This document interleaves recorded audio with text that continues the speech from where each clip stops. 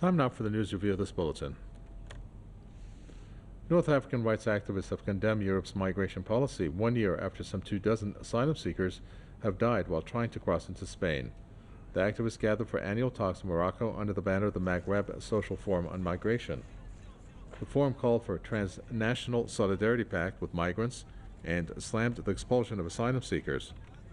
It also appealed for independent inquiry into migrant tragedies. A new EU agreement urges member states to share the hosting of asylum seekers and migrants more quickly, but the bloc has so far remained divided over the issue. Thousands have perished trying to cross by sea from North Africa to Europe over the past several years. The International Organization for Migration says nearly 170 migrants have died or disappeared in the Mediterranean since the start of the year.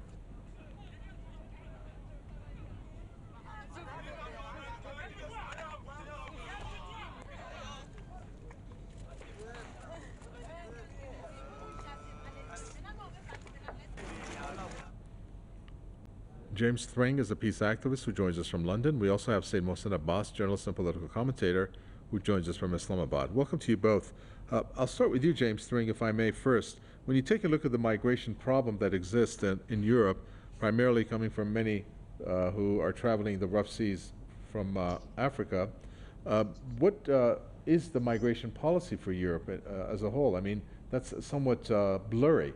I'm sure there's a law, but is it being followed? What is it exactly?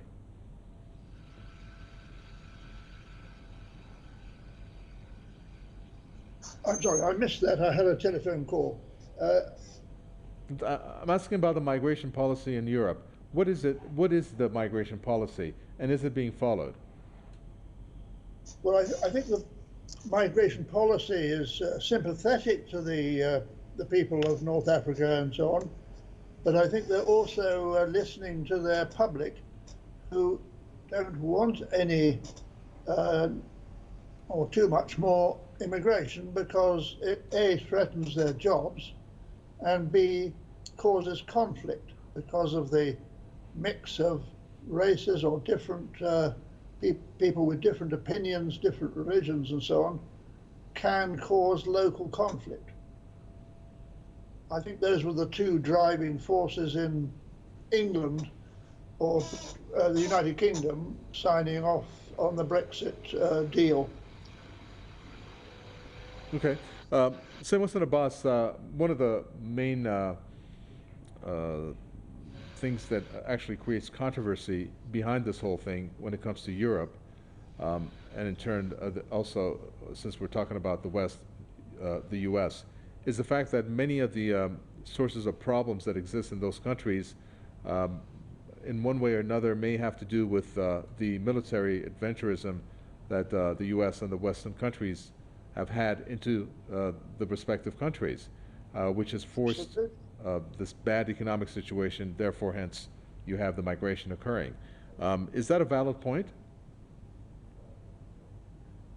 I think it's a hugely valid point, and I think what you're talking about here is really the root cause of the migrant situation around the world. And the root cause, if you focus on that rather than the symptoms, which is what the Western nations tend to want to do, they want to look at just the fact that migrants are arriving on their borders, but their public, by and large, is kept very, very ignorant about the real reasons. And the root reasons partly are exactly what you said. And let's deal with the first one, say, for instance, conflict and wars.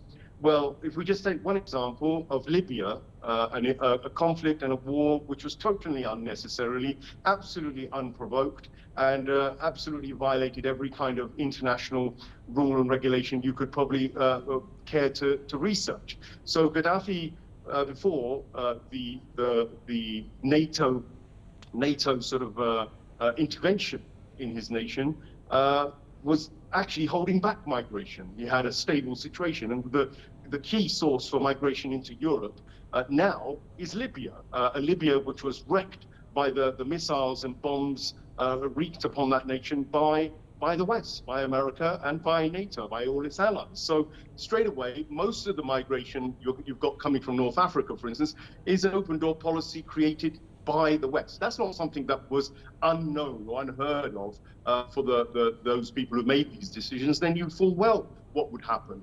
And now their answer is to allow dinghies and boats to basically flail and drown, ideally. They don't really want anything to do with any of those people who now they have a responsibility towards, because they create ruined economies, ruined state there in Libya. And it's not just in Libya, of course. They've done it in Syria, and they've done it in Iraq. They've done it on the borders of Pakistan and in Afghanistan, of course. You know, the list is endless. The wars and the conflicts which are in American economic interests or the Western economic interests have caused the bulk of the refugee crisis. Now, the refugees themselves, let's look at what happens when that crisis is created.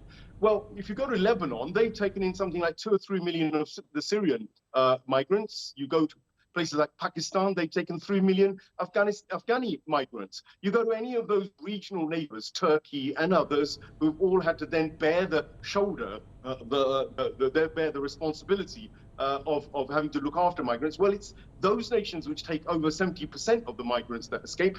The few that manage to get as far as Greece or Italy and into Europe, you know, they then are bemoaned the right to come in and have any kinds of rights, to be honest. But there you go. That's the reality of the way the West deals. Now, looking even deeper at causes, poverty is another major reason why migrants happen. Economic migrancy happened before even many of these conflicts began of late. So that poverty is induced by the World Bank, it's induced by the American dollar and its dominance, it's induced by their raping and ravaging of the resources of those nations so that they can't rise. It's induced by the fact that the World Bank imposes all sorts of sanctions and restrictions along with the Americans. Those economic sanctions in themselves cause people hardships in those nations. And when they want to flee to go and make a living, they look to the West. They look to Europe, where there was supposed to be affluence, although even that is doubtful now. So the reality is that the West has brought migrancy upon itself. They don't want to talk about this because it's easier to get their public into a xenophobic mode and say, look, these foreigners are coming in to take your land, take your work, take your women, or whatever it is that they become then paranoid about. And as a result, the public ends up blaming migrants or refugees rather than looking at their own governments, who are actually the root cause of virtually 70 or 80% of migrancy, I would say. One of the things that comes to mind here, James Thring, when our guest from Islamabad said the World Bank, many of these countries, in particular in Africa, are associated with some of these loans that are given out by these international Western institutions in particular, whether it's the World Bank or the IMF, and they're basically in what has been called a debt spiral, of which it has worsened when COVID hit, and they just can't keep up with the debt payments.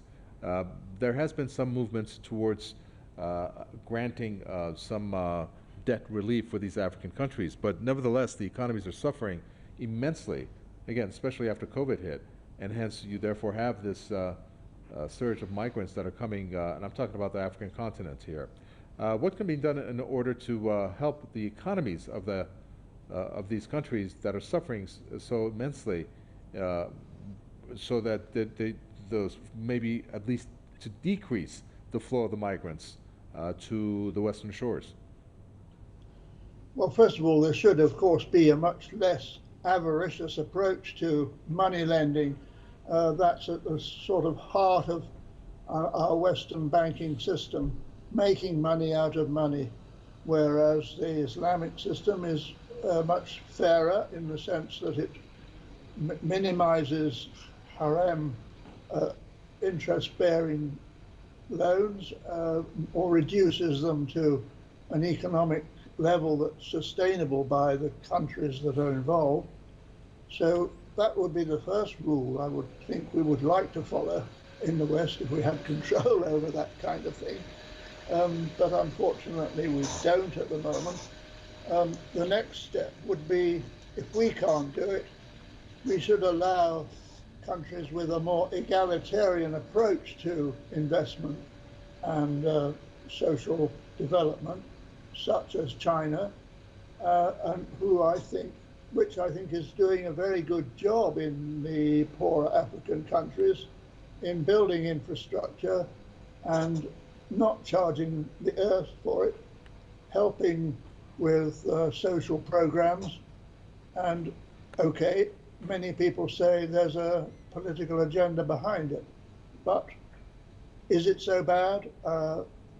Would you rather have a dictatorship from New York telling you you've got to pay debts that you can't afford and rigging it to the supplies that they give you, i.e.